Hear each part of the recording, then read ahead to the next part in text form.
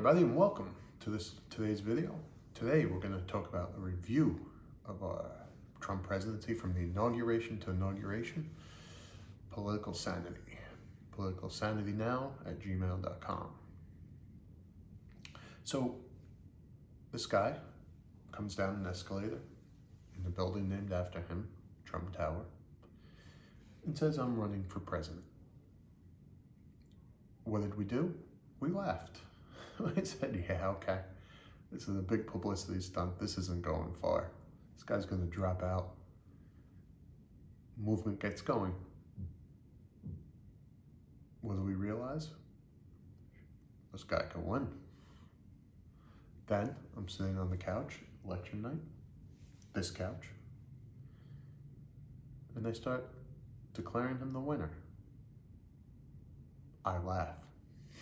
I said, oh my God, what are we in for? I think a lot of us did. So in this video, we're just going to go through some good things that he did, some bad, insane moments. 3 big reasons why I think he lost and why we could have predicted that this loss was coming. So remember, just subscribe down below so we could keep this movement going, and bring some sanity back to these discussions. Bring sanity, calm, and bring us together when we have these discussions. So let's start with the good, the economy. Lowest unemployment in history. This is pre-COVID. 3.5% unemployment rate in February of 2020. That's according to U.S. Bureau of Labor Statistics. Many economists believed that 5.3% was considered full employment. Right? That means the job market would not support more than a 5.3% unemployment rate. The unemployment rate in February of 2020, 3.5%, folks. Lowest African American and Latino unemployment in history. Men over 20, the unemployment rate was 5.6%. Females, it was 4.8%.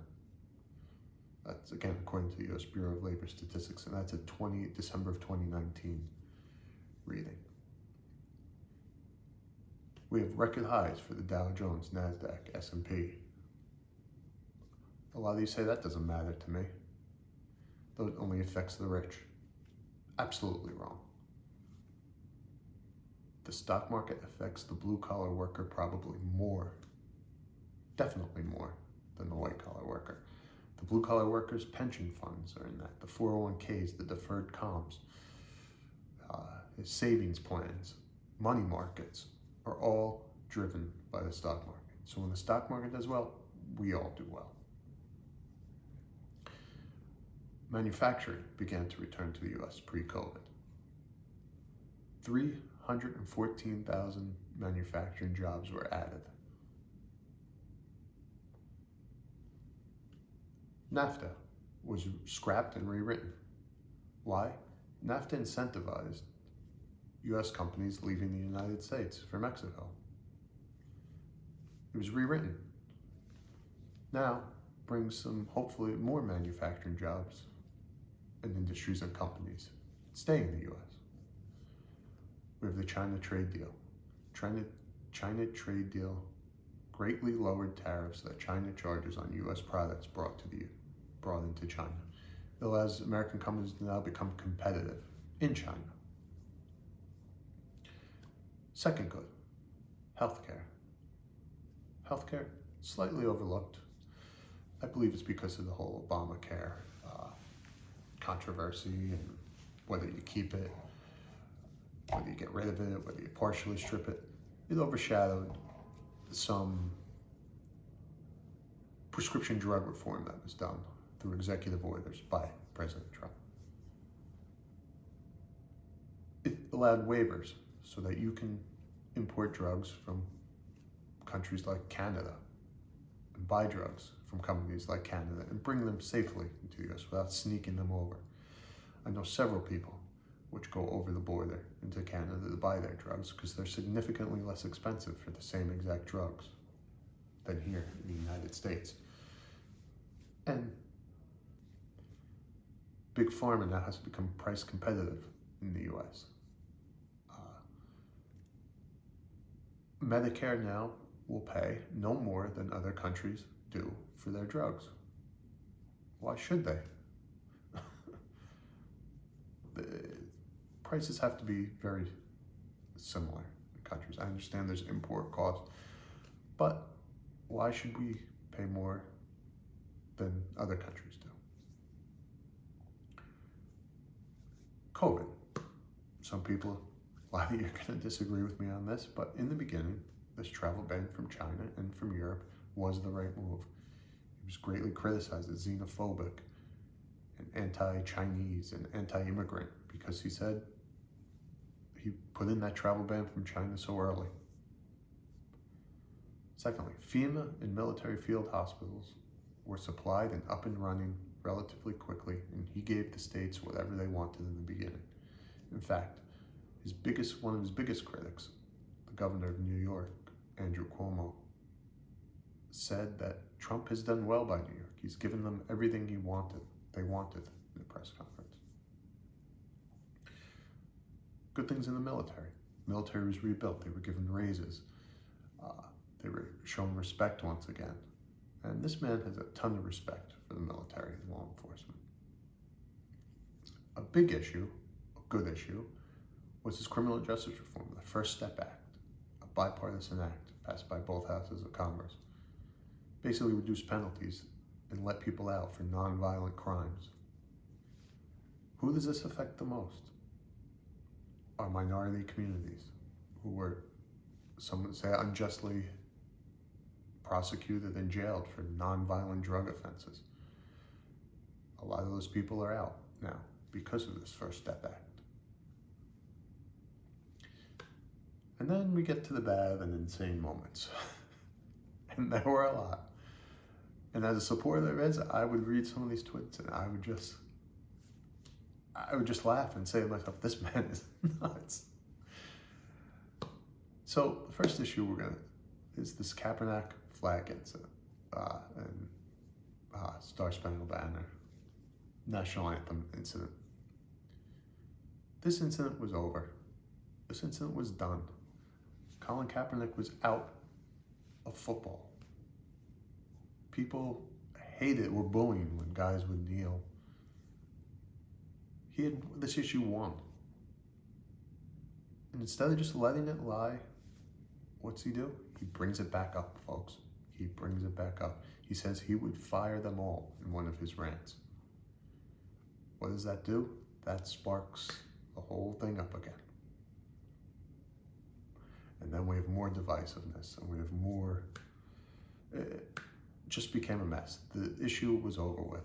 There was no reason to bring it back up again by him. Then we have calling John McCain a loser. John McCain spent years as a prisoner of war. John McCain was tortured over and over again. I don't care how much your political differences are with John McCain. You don't call anyone a loser who went through that. And the people remembered that. And we'll get to that a little bit later. And then some of the insane moments, which you can probably write a book on the insane tweets that were sent out. But the ones that really got to me and bothered me were the ones with the victim mentality. The ones that said, everybody hates me. I can't catch a break. No, you don't do that. You grab the bull by the horns and you make people like you, right? You say, or you ignore it. You say, I don't care what he says about me. I'm going to do what I have to do. These tweets made it worse. Which brings us to the next one, which is relations with the media. Let's face it, media is extremely powerful. They can make and break you, as we clearly saw. You need to kiss their ass a little bit. All right? You can't start throwing them out of press conferences and calling them the enemies of the state. You want to say fake news? All right, we could get with fake news. But you can't show the complete disdain for them that he showed. You have to have some kind of relationship. invite Jim Acosta to the White House for a beer. That's what I would do.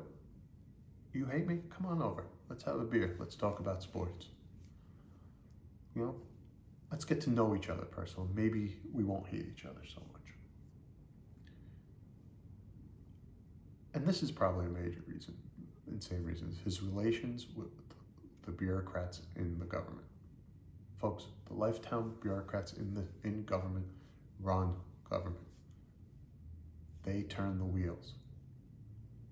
You make them angry, those wheels slow down very slowly. You make them even more angry like he did, and things start coming out, little leaks here and there. You know, maybe not accurate, but ones that could cause you a lot of trouble. And that's what we saw. We saw that in the leaks of the phone calls. So, that's the good and the insane. Take it for what you may. 3 big reasons why I believe President Trump lost. COVID, right? 3 words would have saved his presidency. Wear a mask. Do a public service campaign for mask wearing. Mandate masks in all federal buildings. That's all. You don't have to say every state has to wear a mask. We all understand that in North Dakota, you probably don't have to wear a mask 24/7.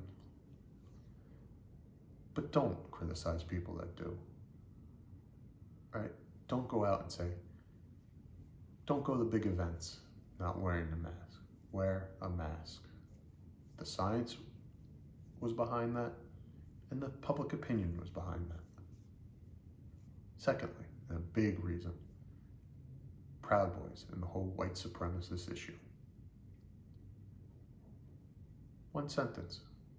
Yes, I denounce white supremacy. Would have put it to rest immediately. Not, some of these people are good people, they're not all bad. No, 1 sentence. Yes, I denounce white supremacy. Not the next day, not 2 days later, at that moment. Third, this whole John McCain incident. Arizona does not forget. You needed Arizona. John McCain's a sweetheart of Arizona. You needed Arizona. End of story. So, some additional things that I want to talk about. Again, before I get into additional items, I'd like to know your opinions. Comment down below, or you can email me at politicalsanitynow@gmail.com. But please subscribe to this channel. A couple additional items I want to talk about. This is refusal to meet Joe Biden. Joe Biden is going to be the president of the United States tomorrow. You lost to Joe Biden. Suck it up. Have him over. Show him what you did with the place. Have a beer, glass of wine, a seltzer water. At least for cameras, bring him in to the mix. Bring him in. You don't have to be his best friend. Just have to shake his hand at the front door and take him for a tour. And this Capitol Hill riots. This will be his legacy, and unfortunately his family's legacy, for a long time. He needed to come out immediately and say, go home. This is not what I meant. This is not what I want you to do. This is complete and utter anarchy. We do not support this. I do not support this. Go home. But no, he does the 1-minute Twitter that I mentioned in my previous video and says, I love you all, go home with a wink. No, wrong. You just affected your legacy forever. And you gave a step up to the Democrats. Because now all Republicans are being vilified as supporting this. And all people that supported some of his policies are now being called crazy and whatnot. It brought this situation brought the Republican Party down to its knees. and I'm not sure they could recover in the near future. There is one person that I feel sorry for the most in this whole 4 years, in this whole situation, and that's Melania Trump, the First Lady. She's an extremely classy woman. She did a lot for charities, a lot for anti-bullying campaigns. She restored rooms in the White House to bring them back to their original historical references. And she was ignored by the media and by politicians because of their hatred for the president. And that's not right. She shouldn't have to pay for the hatred towards the president.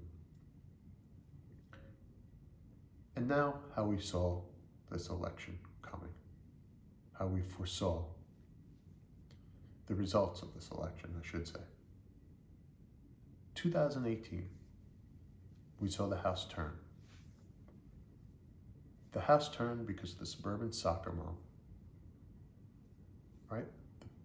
The moms that live in the suburbs strongly went against the president. And why? They saw him as a bully. And they looked at their son, Tyler, and they said, I don't want Tyler being bullied. And there's no way that they were going to vote for him in 2018, and he did nothing to help that in 2020. And that's why we were able to foreshadow the results of this election in 2020. Ladies and gentlemen, make no qualms about it. President Trump lost this election because his personality overshadowed his policy. And that's why we're in this situation. That's why he lost. That's what this whole thing boils down to. So thank you guys. I appreciate you. And